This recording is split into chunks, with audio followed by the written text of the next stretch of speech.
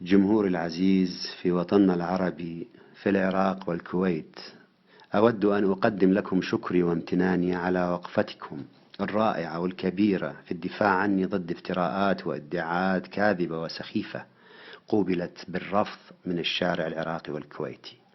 أنا يا أصدقائي كاظم هو نفسه الذي عرفتموه منذ سنين، لم أتغير ولا اهتمامات لدي سوى الفن الجميل ونشر المحبة والود والفرح والتسامح والسلام والصفاء بين الناس، ولا شأن لي بالسياسة من قريب أو بعيد. هذه الاتهامات مصدرها أشخاص قليلين لا يتجاوز عددهم أصابع اليد، استمروا في عملهم ضدي مستغلين ظروف الغزو على الكويت بدافع الغيرة والحقد والحسد، ولكني أدعو لهم أن تستيقظ ضمائرهم وأن يراجعوا أنفسهم وأن يخافوا الله. أرجو من جمهور العزيز التوقف عن الرد على أي منتقد. احنا وطن عربي واحد وعائلة واحدة، نجتمع دائما على المحبة والسلام واحترامنا لبعضنا.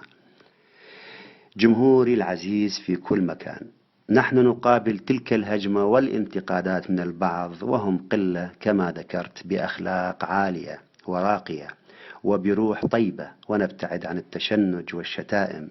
والكل أعزاء عندي ولدي جمهور كبير ورائع في الكويت.